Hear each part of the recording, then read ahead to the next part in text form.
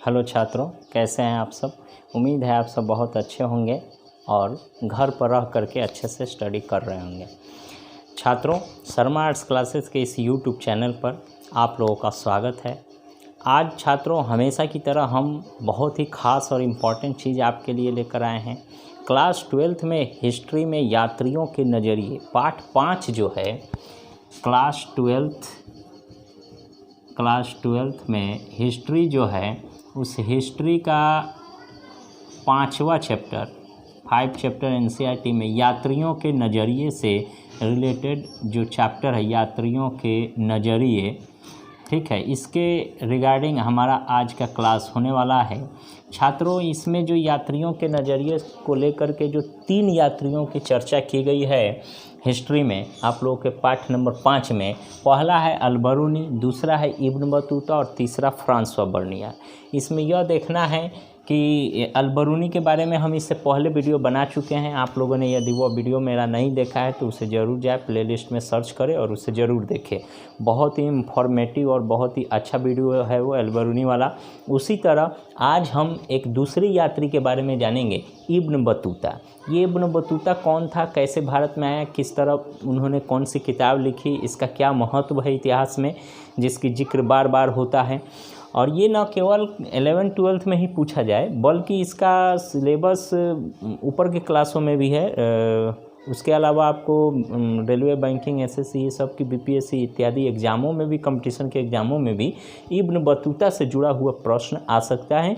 आइए उसके कॉन्सेप्ट को हम समझते हैं। देखिए, इब्न बतूता कौन था, तो इब्न बतूता के बारे में हम लोग विशेष जानेंगे। पहले जानते हैं, इनका जन्म जो है 24 फरवरी 1304 ईस्वी को हुआ था। ठीक है, 24 फरवरी 1304 ईस्वी। कहाँ हुआ था, तो अफ्रीका में एक मोरक्को देश है, ठीक है, उसी का नाम है माराकोस पुराना नाम है, आज उसका नाम मोरक्को है। तो वहीं पर तंजीर एक नगर है, शहर का नाम है तंजीर, वहीं इब्न बतूता का जन्म हुआ था।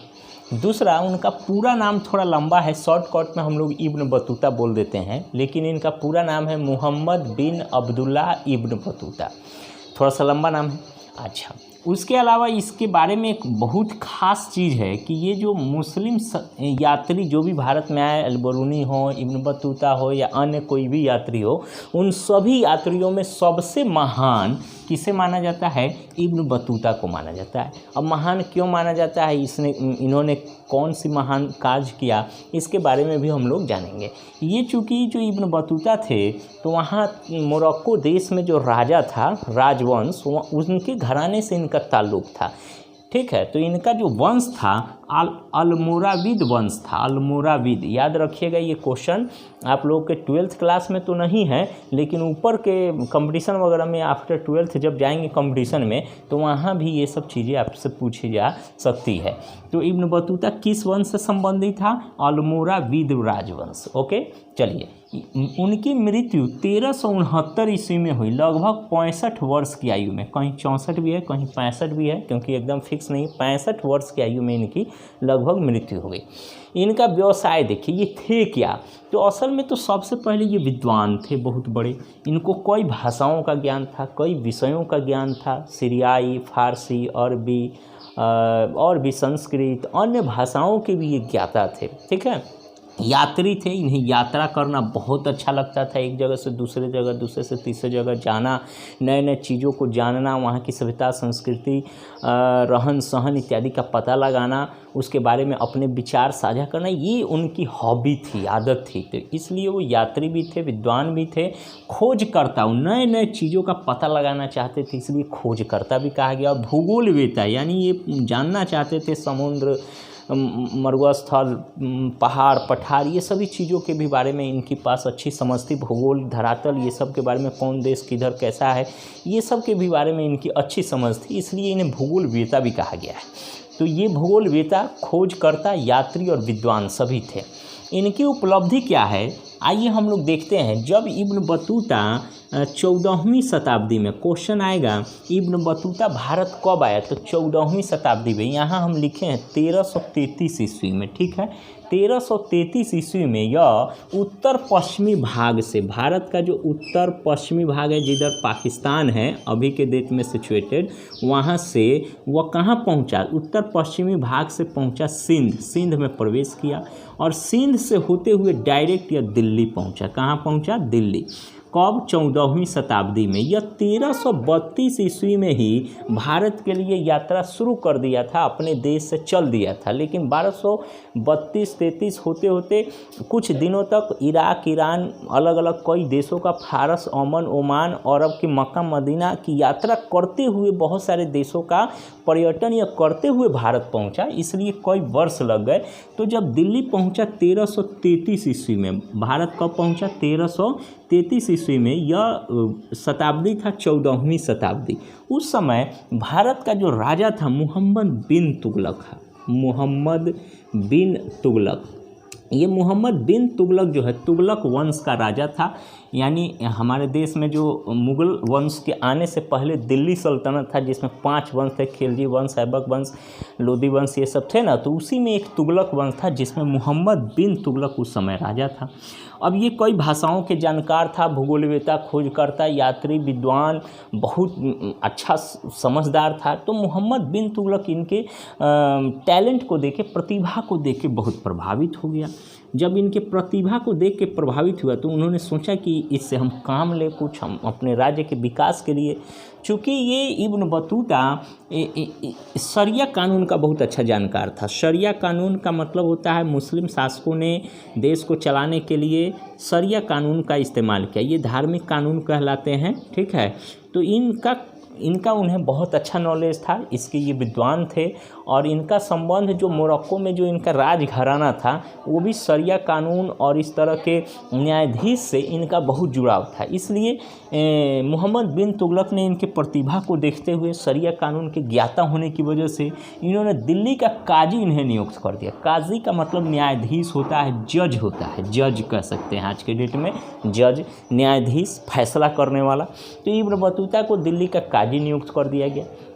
बहुत दिनों तक काजी के पद पर रहते हुए इब्न बतूता ने अमीर, गरीब, छोटे, बड़े सबका केस लड़ा, सबका सुनवाई किया, राजा को बहुत करीब से जाना, भारत की सभ्यता, संस्कृति, यहाँ का रहन सहन, सामाजिक रहन सहन से लेकर रीति रिवाज, परंपरा, पर्व, त्यौहार, इन सब चीज़ों को करीब से जानने का इब्न बतूता को मौका मिला और उसने भारत के बारे में बहुत कुछ जानकारी हासिल कर ली, ठीक है। उसके बाद में उसने बहुत सारे देशों का यात्रा भी किया था, ईरान, इराक, दमिश्क, मोसुल, अफ़गानिस्तान, क्रीमिया, अरब, चीन और भी बहुत सारे देशों का। इससे जुड़ा हुआ हम आपको तथ्य बताते हैं। इतिहास में उल्लेखित है सबसे अधिक दूरी तय करने वाला अगर कोई मध्यकालीन यात्री था तो इब्न बतूता था। इब्न बतूता को सबसे अधिक दूरी तक यात्रा करने का जो है कि नाम खिताब है। खिताब क्या मतलब, कोई ऐसा इनाम थोड़े है कि दे दिया गया, लेकिन हाँ उनके नाम ये रिकॉर्ड है। 95,000 मील की दूरी उन्होंने अपने संपूर्ण यात्रा के दौरान तय किया था। ये एक बहुत बड़ा आंकड़ा है। इतनी आंकड़ा न अल-बरूनी ने तय किया, ना मार्को पोलो, ना अब्दुल रज़ाक समरकंदी, ना ही फ्रांसवा बर्नियर, ना ही कोई अन्य यात्री वेनसांग इत्सिंग या कोई भी व्यक्ति जो विदेशी यात्री भारत में आया उसने किसी ने भी इससे ज़्यादा दूरी तय नहीं किया, इसलिए ये सबसे बड़ा आंकड़ा है। दूसरी बात, जब उन्हें दिल्ली के काजी के पद पर नियुक्त किया तो काजी के पद पर रहते हुए बहुत अच्छा काम किया, लेकिन एक बार की बात है उन्होंने राजा का विश्वास खो दिया। राजा का जैसे ही विश्वास खो दिया, कहने का मतलब राजा को कुछ कन्फ्यूजन हो गया कि इब्न बतूता सही काम नहीं कर रहा है, तो उन्हें कैद कर लिया गया और कैद कर करके जेल में डाल दिया गया। बहुत दिनों तक तो नहीं, थोड़े दिनों तक कैद में रहने के बाद इब्न बतूता ने अपनी बेगुनाही साबित कर दी और राजा का कन्फ्यूजन दूर हो गया, फिर से विश्वास बहाल हुआ। अतः इन्हें काजी के पद पर से जो निलंबित किया गया था, हटाया गया था, पुनः इनकी नियुक्ति वहीं कर दी गई और इस तरह जो है कि इब्न बतूता को खोया हुआ सम्मान फिर से मिल गया। दूसरा पॉइंट है कि 1333 ईस्वी में सिंध पहुंचा। भारत उस समय जैसे अभी सिंध, बलूचिस्तान, ये सब जो भारत से बाहर पाकिस्तान में है, उस समय भारत का ही अंग था, तो सिंध पहुंचा। सिंध से सीधा डायरेक्ट कहाँ पहुंचा? दिल्ली मोहम्मद बिन तुगलक के दरबार में, और उनके प्रतिभा को देखकर उन्हें काजी नियुक्त कर दिया। उसके बाद में काजी के पद पर 7 साल इन्होंने नौकरी की, 7 साल लगभग, और ये 7 साल नौकरी करके उसके बारे में बहुत कुछ भारत के बारे में जान सुन गया, समझ बूझ गया। उसके बाद में ये जो मोहम्मद बिन तुगलक राजा हैं, उन्होंने 1342 ईस्वी में, चूँकि सबसे विश्वास पात्र व्यक्ति इनको माना गया, तो 1342 ईस्वी में इब्न बतूता को मोहम्मद बिन तुगलक ने अपना राजदूत बना के चीन भेजा, और साथ ही साथ चीन की यात्रा करें और मंगोल शासकों से भी मिलकर आए, ऐसा उनकी काज हेतु उन्हें यहाँ से भेजा गया। तो 1342 ईस्वी में राजदूत के रूप में ये चीन गए, और चीन जाने के लिए इन्होंने सुमात्रा, जावा और भी कई द्वीपों का, कई जगहों का यात्रा करते हुए, घूमते घामते एकदम चीन पहुँचा, यात्रा करते हुए। सुमात्रा, कुछ और भी जगह है, क्वांझू आज नाम है एक जगह का, क्वांझू, जो चीन में पड़ता है, उसकी भी यात्रा जो है कि इब्न बतूता ने किया। उसके बाद में चीन में बहुत अधिक दिनों तक वह नहीं रहा इब्न बतूता, चीन से लौट करके भारत आ गया। भारत आने के बाद में 1347 ईस्वी में वो अपने देश मोरक्को जाने के लिए तैयार हो गया, मतलब मन बना लिया। 1347 में मोरक्को लौट गया, और उसके बाद 1347 से 1369 ईस्वी के बीच मोरक्को ही रहा। उस बीच में छोटी बड़ी यात्राएं भी किया इधर उधर, लेकिन 1369 में उनकी मृत्यु हो गई। इस तरह इब्न बतूता की शुरुआत से लेकर अब तक की कहानी हम बता दिए। एक आध चीज़ें खास है, इब्न बतूता जब भारत आया तो उन्होंने भारत के बारे में बहुत अच्छी समझ उनके अंदर आ गई थी। तो उन्होंने एक किताब लिखा था जिसका नाम है रेहला। ये रेहला किताब अरबी भाषा में लिखा हुआ है, बहुत ही फेमस किताब है। इस किताब को कहीं कहीं किताब उल रेहला के नाम से भी जाना गया है, कहीं कहीं किताब उल रेहला के रूप में भी लिखा हुआ है, कहीं सीधे रेहला भी लिखा हुआ है। बहरहाल जो भी हो, अरबी भाषा में इब्न बतूता के द्वारा लिखित एक किताब है रेहला, जिसमें भारत के सांस्कृतिक, सामाजिक, आर्थिक, प्रशासनिक, माने सारे तमाम व्यवस्थाओं के बारे में जिक्र किया गया है कि भारत का शासन कैसे किया जा रहा है, यहाँ कैसे कैसे रीति रिवाज, पर्व त्यौहार है, यहाँ कैसी लोगों का रहन सहन व्यवस्था है, इत्यादि चीज़ों के बारे में, यहाँ अमीर गरीब, छोटा बड़ा, इन सभी चीज़ों के बारे में भी वर्णन किया है। भारत के बारे में इब्न बतूता का जो भी नज़रिया था, जो भी दृष्टि था, उनके समझ से भारत कैसा था, वो सारा चीज़ को जो है कि रेहला नामक पुस्तक में इब्न बतूता उल्लेखित कर दिया है। आज से 700 साल पहले, 21वीं सदी चल रहा है, 14वीं शताब्दी में भारत आया था, मतलब आज से 700 साल पहले की बात है। इब्न बतूता जब भारत आया तो आज से 700 साल पहले मेरा भारत कैसा था, और उस चीज़ को इब्न बतूता अपने नज़रों से कैसे देखता है, अगर वो जानना है तो इस किताब को आज भी आप चाहें तो पढ़ सकते हैं, और इस किताब के आधार पर इब्न बतूता के विचारों को से हम अवगत और भी बेहतर तरीके से हो सकते हैं। चलिए, इस किताब में क्या क्या है और भी कुछ चीज़ें हैं। इसमें यह बताया गया है भारत के इस सब के बारे में तो बता ही दीजिए, सांस्कृतिक, सामाजिक, राजनीतिक, आर्थिक, प्रशासनिक व्यवस्था के बारे में। उसके अलावा उन्होंने यह भी बताया है दूरी के बारे में, 2 नगरों के बीच की दूरी का भी उल्लेख इन्होंने इसमें किया है। जैसे मुल्तान, पहला जगह है मुल्तान से दिल्ली। मुल्तान से दिल्ली की दूरी उस समय जो है उन्होंने बताया था 50 दिन में पूरा होगा, यानी पैदल वो यात्रा करते थे। फिर उसके बाद में मुल्तान से ग्वालियर से दिल्ली की दूरी 10 दिन।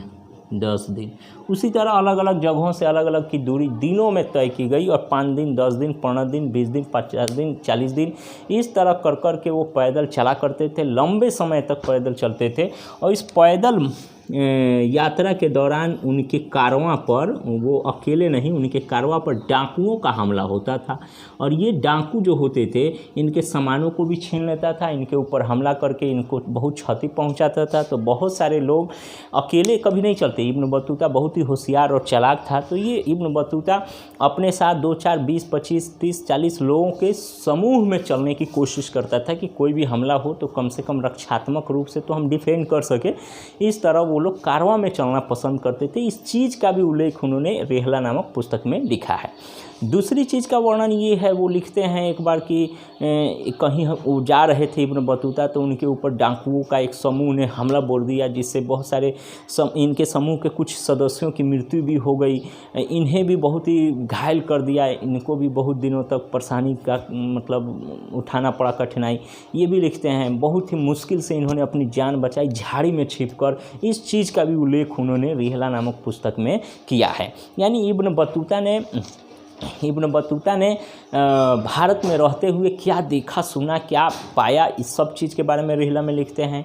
और उसके अलावा उन्होंने पान और नारियल, देखिए पान का पत्ता जो होता है ना, पान और नारियल ये दो चीज़ इब्न बतूता के लिए बहुत ही अजूबा और असामान्य था, क्योंकि इन दो चीज़ों को उसने कभी देखा ही नहीं था। उसके अपने देश में इन दो चीज़ों से वह अवगत था ही नहीं, इसलिए पहली बार भारत में देखते हुए वह आश्चर्य का विषय होने के लिए बना, जिसका उल्लेख उन्होंने इस किताब में भी किया है। ठीक है, इससे आगे हम लोग देखते हैं यह कि ये जो इब्न बतूता है, इनके बारे में यह बताया गया है कि यह बहुत ही जिद्दी किस्म के यात्री थे। जिद्दी किस्म का मतलब जो मन में ये ठान लेते हैं कि हाँ हमको ये करना है, तो उस चीज़ को ये जैसे भी एनी हाउ यानी कॉस्ट ये किया करते थे। इस चीज़ का भी हमें कई स्रोतों से पता चलता है। मतलब इब्न बतूता जिद्दी यात्री थे, जिस जगह की यात्रा करना सोच लेते थे, उस जगह की यात्रा करना एकदम आवश्यक समझते थे और कर भी लेते थे, चाहे लाख बाधाएं हो, अवरोध हो, फिर भी ये यात्रा करने से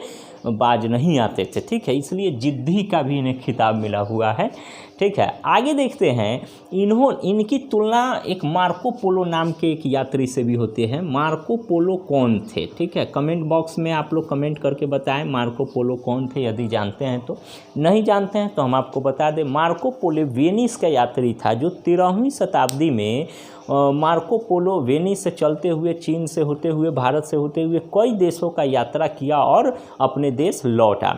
उसी तरह इब्न बतूता भी कई देशों का यात्रा करते हुए कुछ उसी के नक्शे कदम पर चलता हुआ वह भी अपनी यात्राएं पूरी करता है। इसलिए इब्न बतूता की तुलना मार्को पोलो से भी, वेनिस यात्री मार्को पोलो से भी की जाती है। ठीक है, तो ये क्वेश्चन याद रखिएगा। चलिए थोड़ा सा ऑब्जेक्टिव हम लोग समझ लेते हैं किस तरह का एग्जाम में क्वेश्चन आएगा। इब्न बतूता की तुलना किस यात्री के साथ की जाती है? Marco Polo. Marco Polo Bharat कब आया था? तो 13वीं शताब्दी में आया था। वो कहाँ का यात्री था? वेनिस का। ठीक है, इब्न बतूता का जन्म 24 फरवरी 1304 ईस्वी अफ्रीका के मोरक्को के तंजिया नामक नगर में हुआ। उसका पूरा नाम मोहम्मद बिन अब्दुल्ला इब्न बतूता था। मुस्लिम यात्रियों में सबसे महान माना जाता है। वह अल्मोराविद राजवंश के थे। उनकी मृत्यु 1369 ईस्वी में 65 वर्ष की आयु में हो गई। उनका व्यवसाय भूगोलवेत्ता, खोजकर्ता, यात्री, विद्वान सभी थे। लेकिन वो जब 1333 ईस्वी में भारत पहुंचे तो उन्हें दिल्ली का काजी के पद पर, न्यायाधीश के पद पर मोहम्मद बिन तुगलक ने नियुक्ति दिया, जहां 7 सालों तक काम किया। इस बीच उनको एक बार कैद भी कर लिया गया था किसी गलती के आधार पर। हालांकि बाद में उन्हें फिर से उनकी सेवा बहाल कर दी गई और उन्होंने यात्रा कई देशों का किया। ईरान, इराक, दमिश्क, मोसूल, अफगानिस्तान, क्रीमिया, अरब, चीन और भी बहुत सारा। इनके नाम 95,000 मील पैदल चलने का रिकॉर्ड है। जो अब तक के जितने भी यात्री आए हैं, मध्यकालीन यात्री, उनमें सबसे बड़ा रिकॉर्ड इनके नाम है। 1333 ईस्वी में, 32 ईस्वी में ये चले थे मोरक्को से भारत के लिए, लेकिन 33 में आके सिंध पहुँचे। सिंध भारत के उत्तर पश्चिम से होते हुए सिंध, और सिंध से दिल्ली की तरफ पहुँचे। ठीक है, 1342 ईस्वी में राजदूत के रूप में मोहम्मद बिन तुगलक ने इन्हें चीन भेजा। चीन बहुत दिनों तक नहीं रहे, थोड़े दिन रहने के बाद भारत लौट आए और 1347 में ये फिर अपने देश मोरक्को चले गए। ठीक है, तो ये क्लास 12th के हिस्ट्री के 5वां चैप्टर यात्रियों के नज़रिए में 3 यात्रियों का वर्णन है, जिसमें पहला अल-बरूनी है जिसके बारे में हम बता चुके हैं, दूसरा इब्न बतूता है, तीसरा फ्रांसवा बर्नियर है। तो इब्न बतूता के भी बारे में बता दिए, और तीसरा जो है फ्रांसवा बर्नियर के बारे में हम अगले क्लास में वीडियो आपको देंगे। ठीक है, क्वेश्चन पूछेगा इब्न बतूता भारत कब आए? तो 1333 ईस्वी में। ठीक है, और किस सदी में आया भारत? 14वीं शताब्दी में। उस समय भारत का राजा कौन था, शासक कौन था? मोहम्मद बिन तुगलक था। वह किस विषय का बहुत जानकार था? तो शरिया कानून का। वो धर्म अनुरागी भी था, इसलिए मक्का का भी यात्रा उसने कई बार किया था। ये भी चीज़ें हैं। उनकी तुलना मार्को पोलो, वेनिस यात्री मार्को पोलो से की जाती है। उनके लिए भारत में क्या अजूबा था? तो पान और नारियल का वस्तु भारत में उनके लिए अजूबा चीज़ था। ठीक है। उन्होंने कौन सी पुस्तक लिखी? रेहला, किताब उल रेहला के नाम से भी इस किताब का उल्लेख मिलता है कहीं कहीं, लेकिन रेहला शॉर्टकट में कह सकते हैं। अरबी भाषा में है। इसमें वर्णन कौन चीज़ का है? तो भारत के बारे में जो यात्रा किया, किस जगह पर क्या खासियत पाई गई, भारत की सामाजिक, आर्थिक, रहन सहन, राजनीतिक मतलब परिदृश्यों के बारे में, भारत के पर्व त्यौहार, रीति रिवाज, यहाँ की जो कल्चर, सभ्यता, ये सब के बारे में जो इब्न बतूता क्या समझता था, उन सभी चीज़ों को उन्होंने रेहला में क्रमबद्ध तरीके से एक एक करके सबको लिखा है। वो एक तरह का ग्रंथ है। जब भारत से पहुंचा कहाँ? 1347 ईस्वी में जब अपने देश मोरक्को जब यह गया इब्न बतूता, तो ये जो रेहला नामक पुस्तक बाद में लिखी गई, उस समय नहीं लिखी गई थी, 1347 ईस्वी में लिखा। लेकिन वहाँ का जो स्थानीय शासक थे, उन्होंने इब्न बतूता की यात्रा का वृत्तांत लिखने के लिए मैंने शाही फरमान आदेश जारी किया। ठीक है। तो एक बड़ी सी मोटी चौड़ी किताब लिखी गई, जिसकी एक प्रति पेरिस के संग्रहालय में आज भी सुरक्षित है। ठीक है। तो ये थे इब्न बतूता, और इब्न बतूता से जुड़े हुए जो भी फैक्ट थे, हम सबको कंप्लीट करके एक साझे करके एक वीडियो बनाने की कोशिश किए हैं। कॉन्सेप्ट के तहत कैसे आया, किस तरह बना, कहाँ गया, फिर कैसे चला, इसकी एक रूपरेखा भी तैयार करके हमने आपको दे दिया। और इस पर क्या ऑब्जेक्टिव प्रश्न हो सकते हैं, उन सभी प्रश्नों का भी हमने यहाँ विवेचना कर दी। तो उम्मीद है आज का क्लास आप लोगों को बहुत पसंद आया होगा। चलते चलते आप लोगों से हमेशा की तरह एक बार फिर से आग्रह करना चाहेंगे, यदि यह वीडियो आपके लिए इन्फॉर्मेटिव है, अच्छा लगा है थोड़ा भी, तो शेयर ज़रूर करें, कम से कम सब्सक्राइब ज़रूर करें। यदि नए हैं इस चैनल पर तो लाइक कमेंट तो करें ही करें, करना ना भूलें। चलिए, आपका सर चंदन सर अब आपसे विदा लेता है। आप जो है अपना ख्याल रखें और इसी तरह पढ़ाई करते रहें, और शर्मा आर्ट्स क्लासेस के इस यूट्यूब चैनल के अनेकों इन्फॉर्मेटिव वीडियोज़, ज्ञानवर्धक वीडियो को देखकर अपने ज्ञान की वृद्धि करते रहे, अपने एग्ज़ाम की तैयारी करते रहे। आपके साथ हमारी शुभकामनाएं हैं। अब 12th क्लास का एग्ज़ाम और टफ कर दिया है। अभी आपके थोड़ा दिन पहले, कल परसों व्हाट्सएप में ग्रुप में फ़ोटो भी आया था कि बीपीएससी का जो प्रश्न पत्र लीक हुआ है, उस मामले को लेकर के जो है कि 10th क्लास और 12th क्लास का एग्ज़ाम जो है अब पहले के मुकाबले ज़्यादा सख्ती से होगा। ठीक है। तो इस चीज़ को भी गांठ बांध लीजिए कि अब तैयारी आप ज़ोरदार कर दीजिए, ज़्यादा मेहनत कीजिए, ज़्यादा समय दीजिए, ज़्यादा लगन से मेहनत कीजिए, तब जाकर के आप अच्छा नंबर प्राप्त कर पाएंगे। नहीं तो पास होना बड़ी चीज़ नहीं है, लेकिन बेहतर नंबर प्राप्त करना और अच्छा ज्ञान हासिल कर पाना, ये आपके लगन, मेहनत और जुनून से संभव होगा। तो वो चीज़ अपने अंदर जगाइए, मेहनत कीजिए और उस चीज़ को हासिल कीजिए। ठीक है। चलिए, इन्हीं शुभकामनाओं के साथ, इन्हीं सदाशाओं के कारण हम आपसे विदा लेते हैं। जय हिंद छात्रों।